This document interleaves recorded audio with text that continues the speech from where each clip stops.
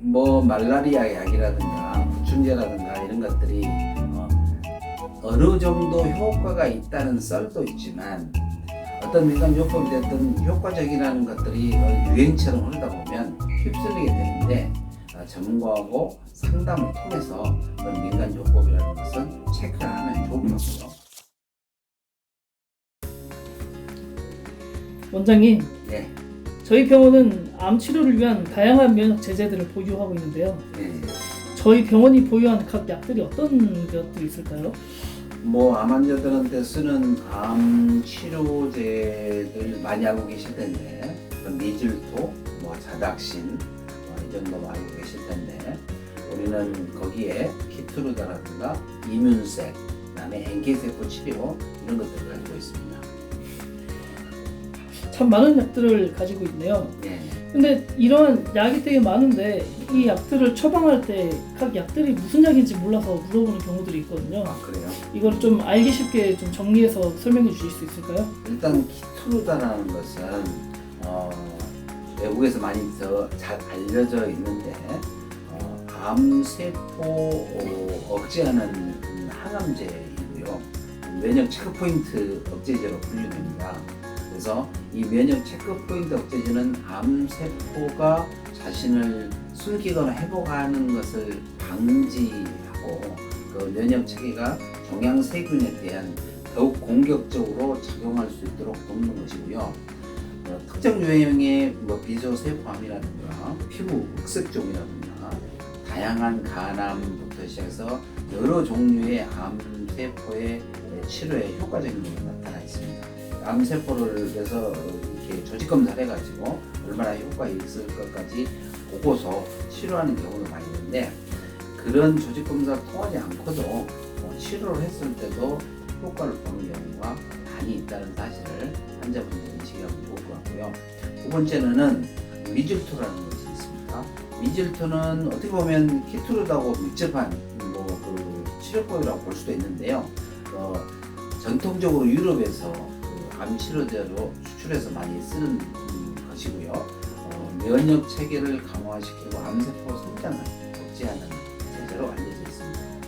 이 미즐토는 모든 종류의 암 환자에서 효과적인 건 아니지만 면역을 올린다는 측면에서 굉장히 많이 쓰고 있고요.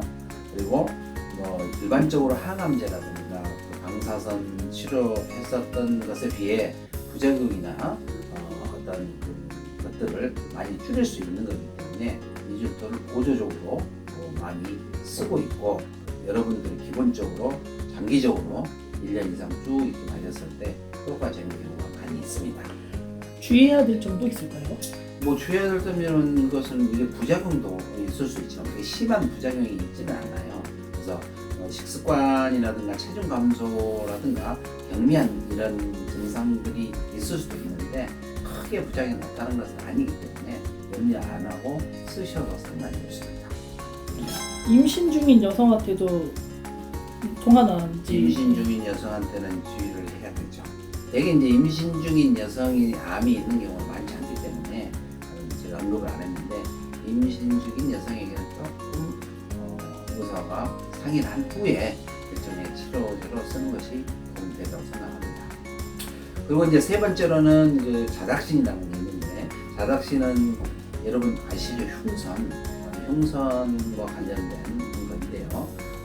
한국에서 개발된 유일한 항암제이고요.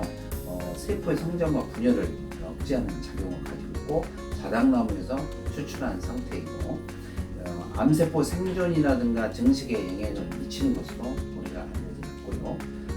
다양한 종류의 암의 치료제로 사용하고 있고 기본적으로 모든 지금 암 걸리신 분들에게는 그런 치료제를 기본적으로 사용하고 있는 걸로 알고 있고 특히 비소세포암이라든가 위암 등에서도 조금 더 탁월한 효과를 보고 있다는 것으로 되어 있고 그렇지만 모든 악성 종양에 모든 치료제가 항상 좋은 건 아니면 약간의 부작용도 있을 수 있지만 그렇게 심한 부작용이 나타나는 경우는 많지 않습니다. 그래서 일반적으로 이 제제는 많이 쓰고 있는 것이라고 알고 있습니다. 그 다음 이제 네 번째로는 이뮨셀인데 이거는 그 암 면역 치료제인데 환자의 혈액을 채취해서 T세포의 유전자 조작을 통해서 다시 주입하는 방식의 치료제인데 이 이민수는 특정 종류의 혈액암인 이 만성 림프구성 백혈관 치료에 많은 도움을 주고 있습니다. 카티셀이 요즘 또 이제 획기적으로 치료제로 나와 있는데 그것과 어떻게 보면은 유사한 개념이라고 여러분 생각하면 될 것 같고요. 이 T세포가 중점적인 게 이제 이민세라고 생각하시면 됩니다.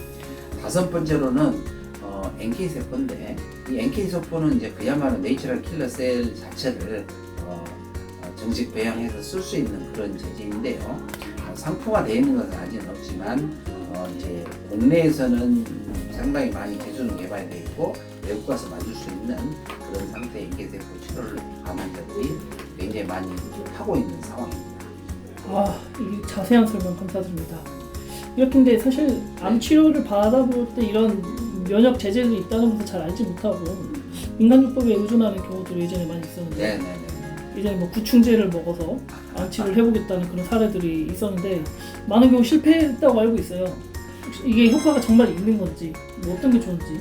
뭐 말라리아 약이라든가 구충제라든가 이런 것들이 어느 정도 효과가 있다는 썰도 있지만 그것이 모든 치료에 도움이 되는 줄 알고 과량이나 지속적인 섭취를 했을 때 독성이 너무 강하다 보니 오히려 그걸로 인해서 사망한 케이스도 굉장히 많았었고 그런 것들이 이 인터넷상에서 굉장히 나온 적이 있습니다.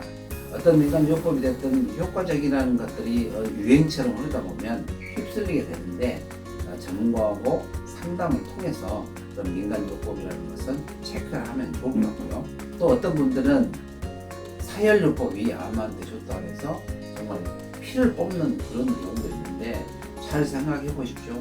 전쟁 중인데 우군을 스스로 제거하고 싸워서 이길 수 있겠습니까? 사혈요법이나 이런 것들은 암 환자들이나 만취성 질환을 하시면 절대 안 되는 건데 그런 거를 뷰와 솔깃해서 하신 분들도 있습니다.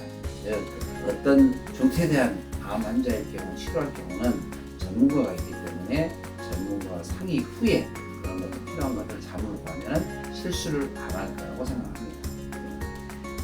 원장님 오늘 너무 자세한 설명 감사드립니다. 이 저희 병원의 면역 체제들을 찾고 계시는 환자분들한테 하고 싶은 말씀이 있으십니까? 어떤 식으로든 만취성 암은 치료가 가능합니다. 하지만 오랜 기간 동안에 투쟁을 해야 되는 만년 전쟁이라고 생각을 하시면 됩니다. 5년 이상, 3년 이상 하는 전쟁. 그 전쟁에 승리하기 위해서 마음가짐, 치료 플랜, 노력, 그다음에 포지티브 싱킹, 또 어떤 의사를 만나느냐 이런 것들이 종합적으로 필요하기 때문에 서치도 많이 하시고 공부도 많이 하시고 그래서 같은 페이지를 본 상태에서 2인 삼각형으로 치료하신다면은 재발성암도 나으실 수가 있습니다. 확신을 가지시고 자신감을 가지시고 병을 이겨내시길 바랍니다.